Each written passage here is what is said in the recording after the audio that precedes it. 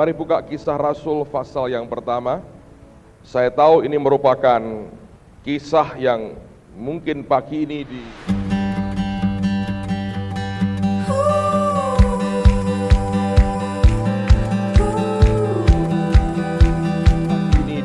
semua negara di dunia sedang dibaca. Tapi saya berdoa kita akan melihat akan sisi lain yang mungkin tidak sempat kita lihat selama ini. Kisah Rasul pasal yang pertama, ayat 1 sampai dengan ayat yang ke-11. Alkitab berkata, "Hai Theophilus, dalam bukuku yang pertama, aku menulis tentang segala sesuatu yang dikerjakan dan diajarkan Yesus, sampai pada hari ia terangkat. Sebelum itu ia telah memberi perintahnya oleh Roh Kudus kepada rasul-rasul yang dipilihnya. Kepada mereka ia menunjukkan dirinya setelah penderitaannya selesai, dan dengan banyak tanda ia membuktikan bahwa ia hidup. Sebab selama 40 hari ia berulang-ulang menampakkan diri dan berbicara kepada mereka tentang kerajaan Allah. Pada suatu hari ketika ia makan bersama-sama dengan mereka, ia melarang mereka meninggalkan Yerusalem dan menyuruh mereka tinggal di situ menantikan janji Bapa yang demikian katanya. Telah kamu dengar daripadaku, sebab Yohanes membaptis dengan air, tetapi tidak lama lagi kamu akan dibaptis dengan Roh Kudus. Maka bertanyalah mereka yang berkumpul di situ, Tuhan, maukah engkau pada masa ini memulihkan kerajaan bagi Israel? Jawabnya, engkau tidak perlu mengetahui masa dan waktu yang ditetapkan Bapa sendiri menurut kuasanya. Tetapi kamu akan menerima kuasa kalau Roh Kudus turun ke atas kamu, dan kamu akan menjadi saksiku di Yerusalem dan di seluruh Yudea dan Samaria dan sampai ke ujung bumi." Sesudah ia mengatakan demikian, terangkatlah ia disaksikan oleh mereka, dan awan menutupnya dari pandangan mereka. Ketika mereka sedang menatap ke langit waktu ia naik itu, tiba-tiba berdirilah dua orang yang berpakaian putih dekat mereka, dan berkata kepada mereka, "Hai orang-orang Galilea, mengapakah kamu berdiri melihat ke langit?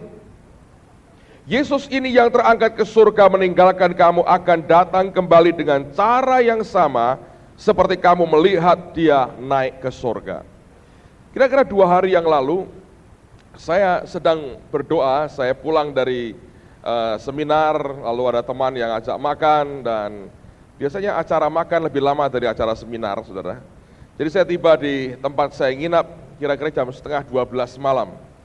Saya mau tidur, tapi saya sadar begini ya, saya masih ada sehari seminar lagi, yaitu kemarin sore. Kemudian saya harus bangun pagi-pagi hari Kamis, jam 6 lebih sedikit minimal harus sampai di airport di Jakarta. Saya harus kejar pesawat jam 7 pagi, saya tiba jam 8, kurang sedikit di Semarang, naik mobil ke gereja, lalu kemudian khotbah. Lalu saya berdoa begini, Tuhan, apa yang mesti saya sampaikan sebetulnya dalam kebaktian Kamis pagi, karena saya lagi konsentrasi kepada seminar di Jakarta, tapi malam itu saya diingatkan Tuhan bahwa saya mesti menyampaikan firman pada pagi ini, dan saya tidak tahu dan belum tahu waktu itu apa yang Tuhan ingin sampaikan kepada jemaatnya. Ketika saya berdoa, karena saya tahu Tuhan yang kerjakan semuanya, dan tiba-tiba dia ingatkan saya akan satu perikop yang tadi kita sudah membacanya bersama, bagaimana kisah Yesus terangkat ke surga. Tapi tiba-tiba Tuhan membuat saya memperhatikan satu sisi lain daripada peristiwa ini yang mungkin jarang kita perhatikan. Nah, pagi hari ini saya mau sampaikan 2 poin yang sangat penting buat setiap kita, berkaitan dengan apa yang Tuhan ingin sampaikan buat umatnya pada pagi hari ini. Roh Kudus berkata begini kepada saya, coba perhatikan, kegelisahan apa yang sebetulnya muncul dalam diri para muridku, kata Tuhan, sebelum aku terangkat ke surga meninggalkan mereka. Nah, kalau Anda mengalami akan pergulatan tertentu, maka misalnya begini ya, ada seseorang yang akan berpisah dengan saudara. Dia akan pergi ke tempat tertentu yang Anda tahu bahwa dia punya kesanggupan untuk melakukan sesuatu yang Anda inginkan. Maka puncak kegelisahanmu pada ujungnya akan engkau sampaikan pada saat terakhir sebelum dia pergi, supaya dia tidak lupa Dan siapa tahu ada jawaban kepastian untuk pergumulan kita dan keinginan kita. Nah, para murid ini juga mengalami pergulatan yang sama. Nah, waktu Tuhan berkata begitu, tiba-tiba dia buka dua hal dalam mata rohani saya. Dan saya tahu ini yang Tuhan mau sampaikan buat kita. Yang pertama, mari perhatikan pada ayat yang ke-6. Perhatikan pada ayat yang ke-6. Maka bertanyalah mereka yang berkumpul di situ. Jadi bukan hanya satu orang, saudara. Tapi semua yang berkumpul itu tanya berkata, Tuhan, maukah engkau pada masa ini, garis bawahi kata masa ini, memulihkan kerajaan bagi Israel? Nah, dengarkan dulu saudara ya. Konsep orang Yahudi pada waktu itu adalah mereka menanti Mesias sebagai pembebas mereka dari tindasan orang-orang Romawi. Lalu mereka punya konsep Mesias akan datang mendirikan kerajaan yang membuat Israel merdeka dan dia sebagai raja. Nah, waktu para murid itu menerima Yesus sebagai Mesias, akhirnya mati dan bangkit kembali, konsep itu hidup begitu kuat di tengah-tengah mereka dan berkata, mestinya Tuhan yang satu ini sanggup untuk membuat kita sebagai negara merdeka di dunia ini. Nah, itu merupakan sesuatu yang sangat-sangat jadi obsesi orang Yahudi pada waktu itu. Even sampai sekarang mereka menantikan Mesias dengan konsep mereka sendiri. Tapi yang Tuhan tunjukkan kepada saya adalah begini. Bukan hanya sisi obsesinya ingin punya pemerintahan di dunia yang merdeka dari Romawi. Tapi Alkitab berkata begini, ini desakan mereka. Tuhan, maukah engkau pada masa ini? Nah, inilah yang jadi pergulatan dari hidup banyak orang, yaitu bicara soal waktu dalam kehidupan kita. Berapa banyak orang yang sebetulnya punya keluhan yang luar biasa, punya tekanan, punya masalah, punya beban, dan ingin berkata, Tuhan maukah engkau pada masa sekarang ini, kalau bisa pagi ini juga. Dan supaya Tuhan agak bisa bernafas, 5 menit lagi, oke dah katanya. Tapi kalau bisa, nanti aku pulang ke rumah, pulang dari gereja, mujizat sudah nyata. Bisakah Tuhan? Maukah engkau? Please, katanya.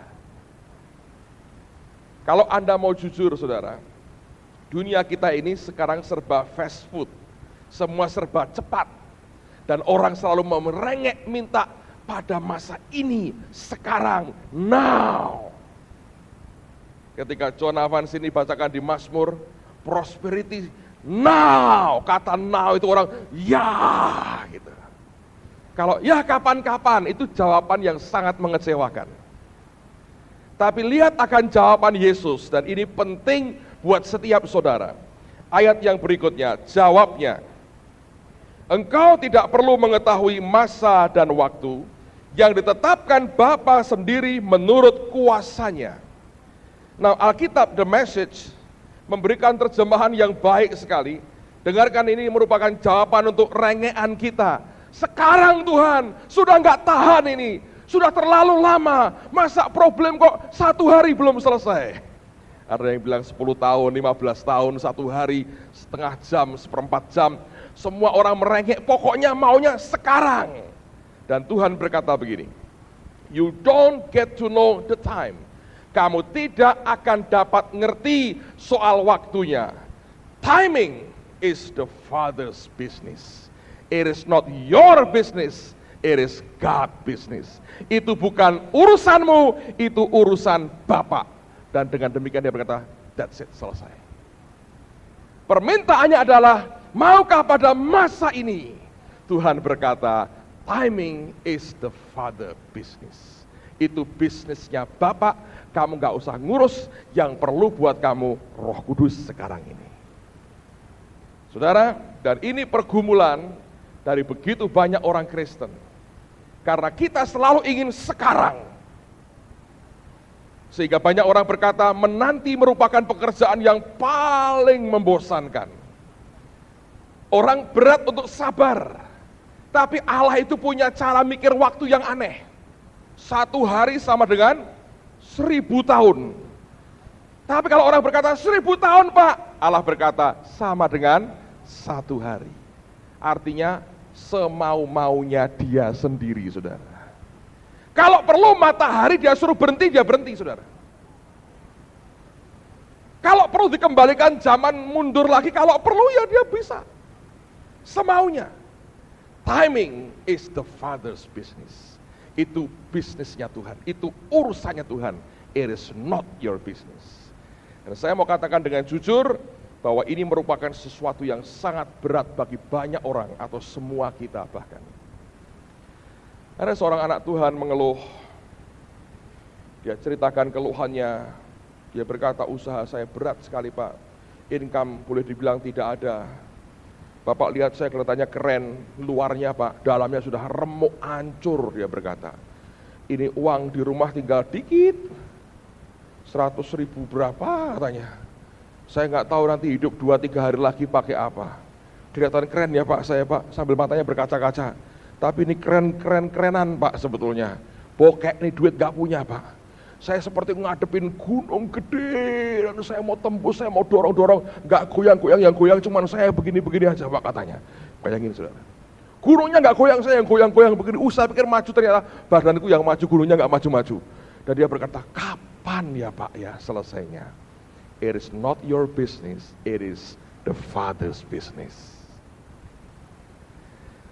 Amsal 13, saudara. Amsal 13, ayat yang ke-12. Yang sudah ketemu katakan amin. Kita baca sama-sama, 2, 3. Harapan yang tertunda, apa? Menyedihkan hati. Tetapi keinginan yang terpenuhi adalah mantap, saudara. Tapi Alkitab berkata, harapan yang tertunda, Alkitab berkata, menyedihkan hati. Banyak orang sedih karena harapannya tertunda. Tapi timing is the Father's business. It is not my business, it is not your business. It is the Father's business. Itu urusannya Bapak, saudara. Sebab gini ya, dia kan alfa dan omega. Dia yang mengawali, dia yang menutup. Anda mau ke ujung paling manapun ketemunya dia. Timing is the Father business. Dan Tuhan mengerti kalau harapan tertunda, saya percaya itu memang betul menyedihkan hati, saudara. Kalau Anda ditelepon orang, saya mau kasih kamu uang ya. Saya kirimin kamu ya, ya kawan besok. Ya lupa itu besok apa? Besok pagi bisa, besok siang bisa, besok sore bisa, besok tengah malam juga bisa. Jam 9 ditelepon, banknya dicek, oh belum masuk. Jam 10 ditelepon, belum masuk. Jam 11 belum masuk. Tertunda kan? Sedih hatinya, jangan-jangan bohong ini orang ini. Lalu keluar segala pernyataan yang tidak benar dari kita. But timing is the Father's business. Anda harus belajar untuk percaya kepada Allah, bahkan mempercayakan waktu kapan Tuhan akan memberkati, menuntaskan problemmu. Tuhan yang ngatur semuanya. Lihat ayat berikutnya, Yohanes pasal 2. Kita belajar dari mujizat Yesus yang pertama. Lihat apa yang dia kuasai pertama. Dia menguasai betul akan prinsip bahwa timing is the Father's business. Lihat Yohanes pasal 2 dalam perjamuan di Kana, ini yang terjadi mulai ayat yang pertama. Amsal pasal yang kedua, Yohanes pasal yang kedua, ayat yang pertama. Pada hari ketiga ada perkawinan di Kana yang di Galilea dan ibu Yesus ada di situ. Yesus dan murid-muridnya diundang juga ke perkawinan itu. Ketika mereka kekurangan anggur, ibu Yesus berkata kepadanya, mereka kehabisan anggur. Lah, perhatikan akan pernyataan Yesus. Kata Yesus kepadanya, mau apakah engkau daripadaku ibu? Saatku belum apa? Tiba. Dia orang yang ngerti bahwa timing is the Father business. Rasanya kita ingin lakukan mujizat sekarang juga. Tapi semua itu urusan dari Bapaknya. Lihat ketika dia dengar Lazarus sakit keras dan hampir mati, dia sengaja tunda kedatangannya, sengaja. Dia ngerti kalau belum waktunya nggak ada gunanya dia paksakan. Dia tunggu sampai bapaknya berkata, nah sekarang pergi. Lah sekarang pergi itu artinya sudah mati Lazarusnya. Tapi orang ini, pribadi ini ngerti betul. The timing is the father business. Jadi kalau kita tidak belajar menselaraskan diri kita dengan cara berpikirnya Bapak dan cara kerjanya Tuhan, Anda akan frustrasi habis-habisan. Berapa banyak orang yang sempat kecewa dengan Tuhan? Kapan? Kapan? Ya kapan-kapan. Suka-suka dia. Bukan tanpa tujuan, saudara. Dia tahu kapan terbaik buat saudara. Dia tahu kapan waktu yang prematur, dia tahu kapan yang paling tepat buat saudara. Semua bentuk pemaksaan akan menimbulkan akibat samping yang mengerikan sekali. Tapi saya percaya kalau kita belajar untuk setia kepada Tuhan, dia selalu punya timing yang terbaik buat kita. Saya baca buku menarik, satu Sundarsing satu hari sedang jalan-jalan di sebuah hutan, lagi meditasi firman Tuhan. Dia melihat akan sebuah kepompong dan dari dalamnya keluar kupu-kupu. Dan kupu ini belum keluar utuh, dia mencoba, sudah keluar sedikit saudara, dia mencoba dengan berat sekali, rasanya sulitnya luar biasa keluar dari kepompong ini. Dia berpikir begini, aduh ini kupu kesian sekali ya, keluarnya dari lubang kecil kayak begini, ini pasti berat sekali. Timbul inisiatifnya, aku buka deh, gua lebarin mulutnya, supaya nolong dia keluar.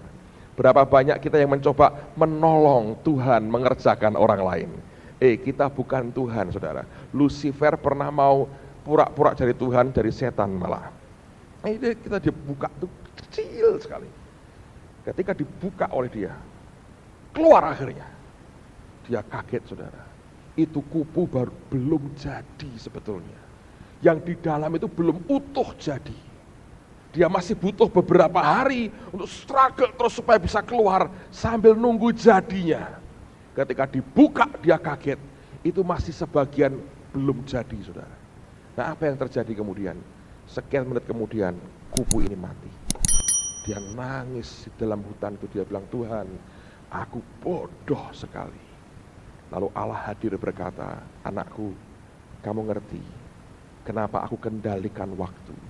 Karena aku yang paling tahu kapan yang paling tepat buat kamu. Aku tidak akan biarkan kamu keluar sesaat dan kemudian mati. Kamu harus percaya aku tahu yang terbaik buat anak-anakku. Sampai waktu pun aku tahu yang terbaik buat anak-anakku. Amen saudara. Anda harus kenali Allahmu. Timing is the father business. It is not your business. My business. Amsal 25. Kenapa kok Tuhan begitu Pak? Ya memang dia begitu saudara. Mau apa lagi? Semua orang kan punya watak, punya sifat. Dalam kemahatauannya dia ngerti. Amsal 25 ayat yang kedua. Dan saudara dengar ya, jangan pernah meragukan Tuhan ngatur waktu. Bumi ini teratur banget saudara. Saya dengar mulai ada pelambanan oleh karena kita merusaknya. Tata surya ini begitu tepat. Satu hari 24 jam. Coba kalau Allah ngatur waktu gak becus. Hari ini 48 jam, panas terus. Besoknya gelap, oh ya lupa matahari belum bersinar. Keluar, muncul begitu. Lihat semua teratur. Segala sesuatu ada waktunya. Sebelum manusia rusak dunia ini, semua dalam harmoni yang luar biasa. Musim ada 4, dia atur semua dengan baik. Ditata, dia ngerti timingnya. Dia tahu semua. Sampai manusia ikut merusaknya. Sehingga kacau balau dunia hari ini. Lihat Amsal 25, tapi ini watak Tuhan begini ya. Amsal 25 ayat yang kedua. Mari kita baca sama-sama Amsal 25 ayat yang kedua. Kemuliaan Allah ialah merahasiakan sesuatu. Tetapi kemuliaan raja-raja ialah menyelidiki sesuatu. Manusia senang ingin tahu. Allah kemuliaannya merahasiakan sesuatu. Kok dirahasiakan Pak? Ya suka-suka dia tuh saudara. Lihat Ulangan pasal 29. Loh Pak, kalau jawabannya suka-suka dia kan ini nggak bisa diskusi Pak. Tidak perlu saudara. Kita hanya perlu taat dan Percaya. Tuhan bukan DPR dan MPR. Dia kreator, dia pencipta. Selesai. Tidak akan pernah masuk TV Tuhan untuk diwawancara dan berdebat dengan orang. Apa yang dia suka, dia mau. Cuma presiden, perdana menteri, raja di dunia tidak bisa seperti Allah. Waktu mereka semaunya seperti Tuhan, itulah awal kekacauan. Tapi Allah, dia berdaulat sebab dia creator, dia pencipta. Ulangan 29 ayat 29. Kita baca sama-sama lagi supaya Anda jelas. Ulangan 29 ayat 29. 23. Hal-hal yang tersembunyi ialah bagi Tuhan Allah kita. Tetapi hal-hal yang dinyatakan ialah bagi kita dan bagi anak-anak kita sampai selama-lamanya. Supaya kita melakukan segala perkataan hukum. Amen. Yang tersembunyi itu bagi Allah, ya sudah. Kalau waktunya tersembunyi, ya itu bagi Allah, itu miliknya dia. Tapi tetap engkau dan saya tidak boleh kehilangan rasa percayamu yang dalam, bahwa kita punya Allah yang luar biasa, dan Tuhan yang bisa mengatur semuanya sempurna, saudara. Dan kita seringkali didesak oleh kebutuhan. Kita pikir semua sudah hampir kiamat. Tuhan berkata, tenang-tenang saja. 1 hari sama dengan 1000 tahun. 1000 tahun sama dengan 1 hari. Artinya kalau Anda berkata, sehari Tuhan ya, sehari ya Tuhan ya. Tuhan berkata, ya, tapi itu ya 1000 tahun. Kalau kau berkata, oke lah Tuhan, aku siap 1000 tahun. Dia juga bilang, ya, 1 hari tapi saudara. Semaunya dia. Sesiapnya saudara. Karena sebetulnya setiap kali Allah memberkati kita, Alkitab berkata, He adds no trouble to it. Dan tidak ada bonus trouble di dalam setiap berkatnya Allah. Kalau Anda mau dapatkan yang sempurna, semua yang setengah matang akhirnya membawa kepada kematian. Saya berdoa kita bisa memahami ini, saudara. Joyce Meyer berkata begini, kalau Anda tidak puas dengan Tuhan ketika Anda di bawah, Anda juga dipastikan tidak akan puas dengan Tuhan waktu engkau ke atas. Tapi mungkin bagi Tuhan kemudian tidak ada alasan untuk membuat Anda ke atas. Kalau dilihat ketika engkau di bawah, engkau tidak bisa puas dengan pribadi Allahmu. Allah tidak punya alasan untuk memberkati Anda dan membuat Anda naik, sebab engkau akan jadi orang terhilang ketika engkau naik ke atas. Saya sudah dengar cerita banyak, saudara. Ketika orang di bawah cari Tuhan segenap hati. Ketika orang di atas, dia lupakan Tuhan dan dia akhirnya merusak. Amsal 19, saya bacakan cukup banyak ayat pada pagi hari ini, supaya firman menjelaskan dirinya sendiri. Amsal 19 ayat yang kedua. Kita baca sama-sama, saudara. Amsal 19 ayat 2. Pak, kok banyak baca ayat? Supaya larvanya dan belatungnya dan singgatnya Beelzebul keluar dari telinga kita, amen.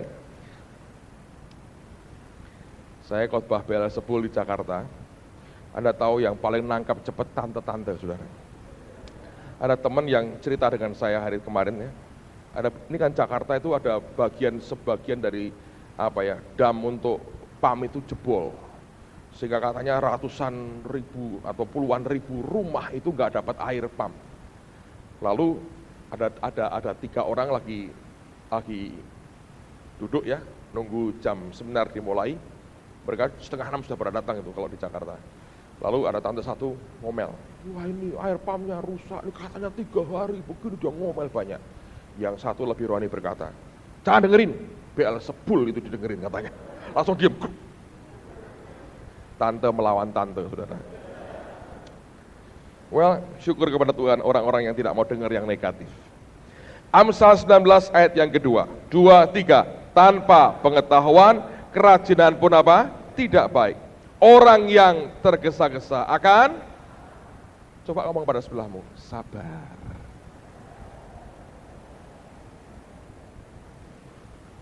Daripada mati muda, tunggu sampai jadi. Pak, lah saya ini kok kupu yang lama, Pak. Loh, Anda itu kupu yang super indah. Jadi Tuhan batiknya lama. Atau kalau ngukirnya Anda itu termasuk kayu besi Kalimantan, yang usia 3 abad. Kalau cuman tatah biasa bengkok kena saudara. Butuh kesabaran ekstra. Batik itu makin coraknya makin rumit, makin indah itu makin lama. Kain putih begini gampang saudara. Potong krek krek krek krek jahit selesai. Tapi kalau batik coba lihat itu. Berapa semalam banyak yang tidak tidur batik terus itu. Lama loh saudara. One by one. Allah itu telitinya luar biasa. Kok lama Pak? Saking akan indahnya. Sudah Pak, saya sembarangan. Jadi cuman gombal kalau sembarangan. Tenang aja, mau dimuliakan kok bingung saudara. Relax saudara, sabar. Beritahu belakangmu, Mas sabar ya Mas ya. Mbak sabar Mbak. Beritahu. Timing is the Father's business. Cuma kalau Anda terus jadi orang males ya, tidur terus. Ayo sekolah, timing is the Father's business.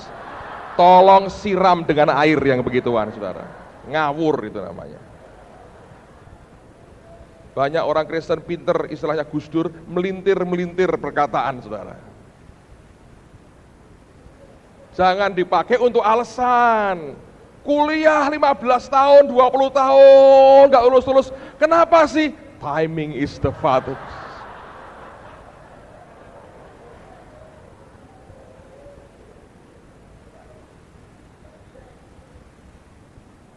Ya, kelakuan gak berubah-berubah. Di kelas, di kampus, andelnya luar biasa. Nyontek gak berhenti-berhenti saudara. Kok kamu gak berubah sih? Kapan berubah? Timing is. Ya ini ngawur, tengking kalau yang begituan saudara. Saya harap Anda mengerti ini, saya tidak menggunakan istilah ini untuk membenarkan dirimu sendiri. Kamu kok ngaco terus? Timing is the Father business. Itu urusan pertobatan, itu urusan lain saudara. Tapi saya harap kita bisa mengerti, oh betul kata Yesus, timing is the Father business. Segala sesuatu ada waktunya. Untuk hidup kita juga ada waktunya. Kalau Anda tunggu, kapan, makin lama saudara. Lakukan, jalani aja hidup saudara. Lewati terus, jalan. Saya suka lagunya Reinhard Kennedy. Kalau Anda sedang melewati neraka, if you go through hell, don't stop. Go ahead saudara. Banyak orang ketika melewati neraka jongkok di situ. Kapan selesainya? Ya nggak selesai ada di neraka. Don't stop. Go ahead, saudara. Anak kecil aja ngerti, go ahead katanya gitu anak kecil. Go ahead, saudara. But still, timing is the Father's business. Saya harap ini bagian yang sangat penting buat kehidupan kita. Kesanggupan kita untuk bisa menanti Tuhan itu akan memberikan kekuatan yang luar biasa dalam kehidupan kita. Yesaya mengatakan orang yang berharap pada Tuhan, orang yang menanti-nantikan Tuhan, dia akan mengalami pembaharuan dari Allah. Itu saat dimana perubahan, kekuatan akan terjadi. Allah sedang menguatkan kehidupan kita. Nah, sekarang kembali ke Kisah Rasul pasal yang pertama. Saya akan masuk kepada bagian kedua atau bagian yang terakhir. Kisah Rasul pasal yang pertama. Saya ulangi baca ayat yang ke-6 dan ayat yang ke-7. Maka bertanyalah mereka yang berkumpul di situ, Tuhan, maukah engkau pada masa ini memulihkan kerajaan bagi Israel? Jawabnya, engkau tidak perlu mengetahui masa dan waktu. Garis bawahi, tidak perlu mengetahui. Yang ditetapkan Bapa sendiri menurut kuasanya. Ayat 8, tetapi kamu akan menerima kuasa kalau Roh Kudus turun ke atas kamu, dan kamu akan menjadi saksiku di Yerusalem dan di seluruh Yudea dan Samaria dan sampai ke ujung bumi. Nah, saya tertarik dengan kata tidak perlu mengetahui. Dan ternyata betul saudara. Ada hal-hal yang memang Tuhan tidak sampaikan ke kita. Ada hal-hal yang Tuhan berkata, urusan itu kamu tidak perlu mengetahui. Ada banyak hal sebetulnya yang Dia berkata, kamu tidak perlu mengetahui.